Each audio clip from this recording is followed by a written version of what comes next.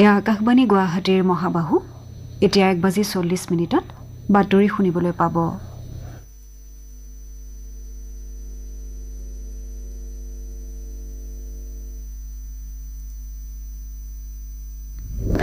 এয়া আকাশবাণী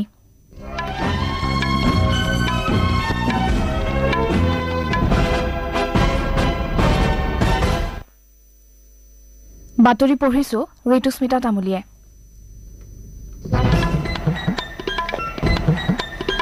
লোকসভা নিৰ্বাচনৰ কাইলৈ হ'বলগীয়া ভোটগণনাৰ প্ৰস্তুতি প্ৰায় সম্পূৰ্ণ হৈ উঠিছে। অসমতো কাইলৈ হ'বলগীয়া ভোটগণনাৰ বাবে 50খন নিৰ্বাচনী জিলাত 52টা ভোটগণনা কেন্দ্ৰ স্থাপন কৰা হৈছে। অৰুণাচল প্ৰদেশ আৰু ছিকিমৰ বিধানসভা নিৰ্বাচনৰ ফলাফল কালি ঘোষণা কৰা হয়। অসমৰ 13খন জিলাৰ 5 লাখৰো অধিক লোক বানৰ কবলত পৰিছে। আৰু মধ্যপ্ৰদেশৰ ৰাজস্থান ৰাজগড় সীমান্তত কালি সংঘটিত এক পথ দুৰ্ঘটনাত 13 জন লোকৰ মৃত্যু হোৱাৰ লগতে 15 জন লোক আঘাতপ্ৰাপ্ত হৈছে।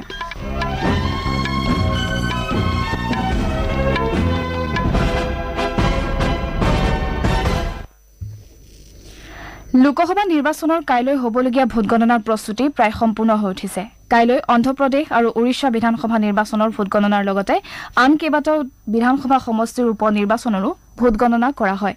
পুৱা 8 বজাৰ পৰা ভোটগণনা আৰম্ভ হ'ব। নিৰ্বাচন আয়োগে প্ৰকাশ কৰা মতে ভোটগণনাৰ সমগ্ৰ প্ৰক্ৰিয়া তথা ফলাফলসমূহ নিৰ্বাচন আয়োগৰ ৱেবছাইট results.eci.gov.in লগতে ভোটাৰ হেল্পলাইন এপত উপলব্ধ হ'ব। জনসাধাৰণে এই voter helpline app Google play store অথবা এপল প্লে ষ্ট'ৰৰ পৰা ডাউনলোড কৰিব পাৰিব।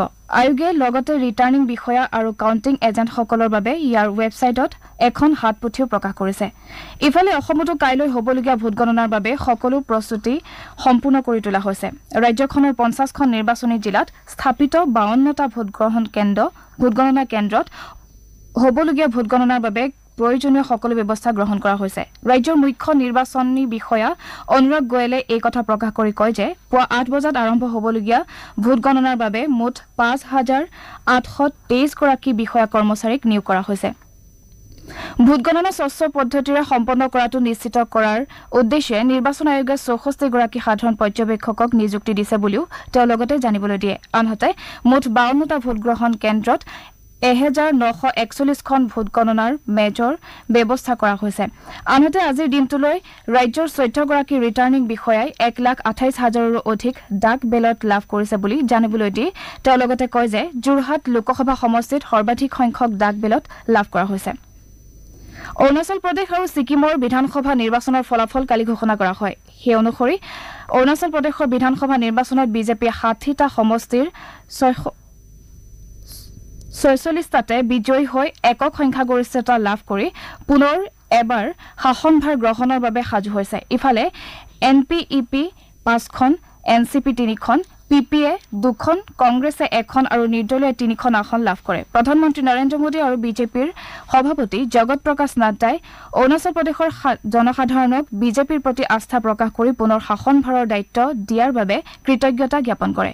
ইফালে ছিকিমত ছিকিম ক্ৰান্তিকাৰী মৰ্চাই 31খন আসন লাভ কৰি দ্বিতীয়বাৰৰ বাবে চৰকাৰ গঠন কৰিবলৈ সাজু হৈছে। আনহাতে ছিকিম ডেমক্ৰেটিক ফ্ৰণ্টে 1খন আসন লাভ কৰাৰ বিপৰীতে পূৰ্বৰ মুখ্যমন্ত্ৰী পৱন চামলিঙে 2খন আসনৰ পৰা প্ৰতিদ্বন্দ্বিতা আগবঢ়াই পৰাজিত হয় আৰু মুখ্যমন্ত্ৰী তথা SKMৰ সভাপতি প্ৰেম সিং তামাঙে 2টা সমষ্টিৰ পৰা প্ৰতিদ্বন্দ্বিতা আগবঢ়াই 2টা সমষ্টিতে জয়লাভ কৰে। বিজেপিৰ জ্যেষ্ঠ নেতা তথা প্ৰধানমন্ত্ৰী নৰেন্দ্ৰ মোদীয়ে কৈছে যে 21 শতিকাৰ বিশ্বই ভাৰতলৈ বহু আশাৰে চাই আছে। এখন পত্ৰযোগে দেশবাসীলৈ নিজৰ মনোভাৱ ব্যক্ত কৰি শ্ৰীমোদীয়ে কয় যে জনসমৰ্থক সুশাসন, আদৰ্শ জিলা আৰু আদৰ্শ ব্লকৰ দৰে আঁচনিসমূহৰ বিষয়ে গোলকীয় স্তৰত আলোচনা কৰা হৈছে। তেওঁ কয় যে কেৱল 10 বছৰত 25 কোটি লোকক দৰিদ্ৰ সীমাৰেখাৰ ওপৰলৈ লৈ যোৱাটো অভূতপূৰ্ব। শ্ৰীমোদীয়ে কয় যে দৰিদ্ৰসকলক সবলীকৰণ কৰিবলৈ চৰকাৰে অন্তিম পৰ্যায়লৈ কৰা চেষ্টাই বিশ্বক অনুপ্ৰাণিত কৰিছে। প্ৰধানমন্ত্ৰীয়ে 4টা দিশ বেগ, স্কেল, পৰিসৰ আৰু মানৰ ওপৰত তীব্ৰতাৰে কাম কৰাৰ ওপৰত গুৰুত্ব আৰোপ কৰে। G20 সফলতাৰ পাছত বিশ্বই ভাৰতৰ বৃহৎ সফলতাৰ বিষয়ে কল্পনা কৰি আছে। ভাৰতক অন্য উন্নত আৰু উন্নয়নশীল দেশসমূহৰ এটা শক্তিশালী আৰু গুৰুত্বপূৰ্ণ কণ্ঠৰূপত স্বীকাৰ কৰা হৈছে। ভাৰতৰ পৃষ্ঠপোষকতাত আফ্ৰিকীয় সংঘ G20ৰ অংশ হৈ পৰিছে। শ্ৰীমোদীয়ে কয় যে ই আফ্ৰিকীয় দেশসমূহৰ ভৱিষ্যতৰ বাবে গুৰুত্বপূৰ্ণ হিচাপে বিবেচিত হ'ব কন্যাকুমাৰীৰ 3-দিনীয়া আধ্যাত্মিক যাত্ৰাৰ বিষয়ে উল্লেখ কৰি শ্ৰীমোদীয়ে কয় যে কন্যাকুমাৰীৰ ভূমিয়ে একতাৰ এক স্পষ্ট বাৰ্তা বহন কৰে শ্ৰীমোদীয়ে তেওঁৰ এই মনোভাৱ 1 জুনত কন্যাকুমাৰীৰ পৰা দিল্লীলৈ কৰা তেওঁৰ যাত্ৰাৰ সময়ত লিখে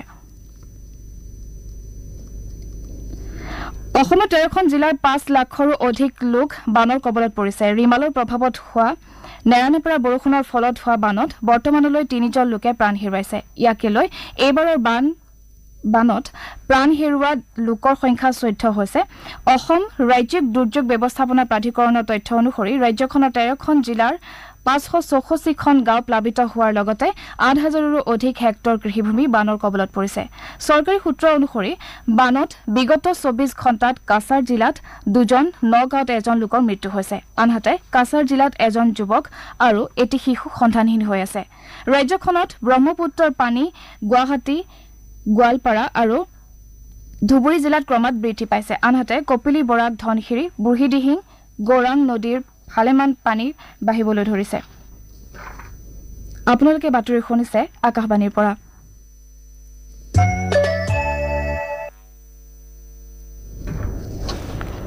নতুন দিল্লীত আজি অনুষ্ঠিত এখন সংবাদমেলত মুখ্য নিৰ্বাচন আয়ুক্ত ৰাজীৱ কুমাৰে এইবাৰৰ লোকসভা নিৰ্বাচনৰ 642 নিযুত ভোটাৰে অংশগ্ৰহণ কৰি বিশ্ব অভিলেখ সৃষ্টি কৰিবলৈ সক্ষম হৈছে বুলি প্ৰকাশ কৰিছে এইবাৰৰ লোকসভা নিৰ্বাচনত অভিলেখ সংখ্যক 312 নিযুত মহিলা ভোটাৰে নিজৰ ভোটাধিকাৰ সাব্যস্ত কৰে যিটো বিশ্বৰ ভিতৰতে সৰ্বাধিক তেওঁ কয় যে এইবাৰৰ নিৰ্বাচনত মাত্ৰ 39টা ভোটগ্ৰহণ কেন্দ্ৰত পুনৰ নিৰ্বাচন অনুষ্ঠিত হৈছে কিন্তু 2019ৰ সাধাৰণ নিৰ্বাচনত 540টা কেন্দ্ৰত পুনৰ ভোটগ্ৰহণ অনুষ্ঠিত হৈছিল তেওঁ লগতে কয় যে নিৰ্বাচনৰ সময়ছোৱাত ঝাৰখণ্ড ছত্তীশগড় উৰিষ্যা মহাৰাষ্ট্ৰৰ লগতে পশ্চিম বংগ মণিপুৰ আৰু জম্মু কাশ্মীৰত কোনো বৃহৎ হিংসাত্মক ঘটনা সংঘটিত হোৱা নাই নিৰ্বাচন আচৰণ বিধি উলংঘাৰ সৈতে জড়িত 495টা অভিযোগৰ 90%তকৈও অধিক নিষ্পত্তি কৰা হৈছে বুলিও তেওঁ জানিবলৈ দিয়ে শ্ৰীকুমাৰে ভাৰতীয় ভোটাৰক প্ৰশংসা কৰি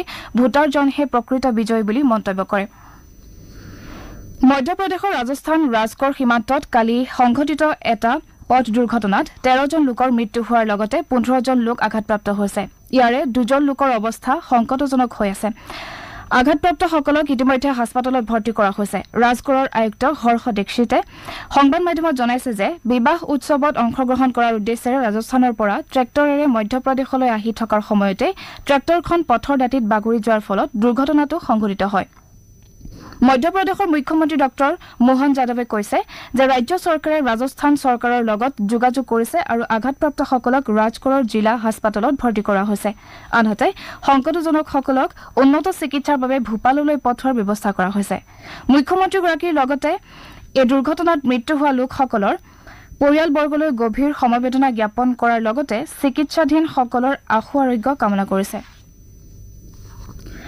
ৰাষ্ট্ৰপতি শ্ৰীমতী দ্ৰৌপদী মুৰ্মু আৰু উপৰাষ্ট্ৰপতি শ্ৰী জগদীপ ধনখৰে মধ্যপ্ৰদেশৰ ৰাজকোট জিলাত সংঘটিত পথ দুৰ্ঘটনাত নিহতসকললৈ গভীৰ সমবেদনা জ্ঞাপন কৰিছে সামাজিক মাধ্যমযোগে দিয়া এটা বাৰ্তাত ৰাষ্ট্ৰপতি শ্ৰীমতী মুৰ্মুৱে কয় যে পথ দুৰ্ঘটনাৰ বাতৰিটো দুখজনক আৰু আঘাতপ্ৰাপ্তসকল শীঘ্ৰে আৰোগ্য হোৱাটো কামনা কৰিছো উপৰাষ্ট্ৰপতি শ্ৰী ধনখৰে কয় যে পথ দুৰ্ঘটনাটোত প্ৰাণহানি হোৱা সকলৰ বাবে তেওঁ অতিশয় দুখিত উপৰাষ্ট্ৰপতিগৰাকীয়ে শোক সন্তপ্ত পৰিয়ালবৰ্গলৈ সমবেদনা জ্ঞাপন কৰাৰ লগতে আঘাতপ্ৰাপ্তসকলৰ আশু আৰোগ্য কামনা কৰে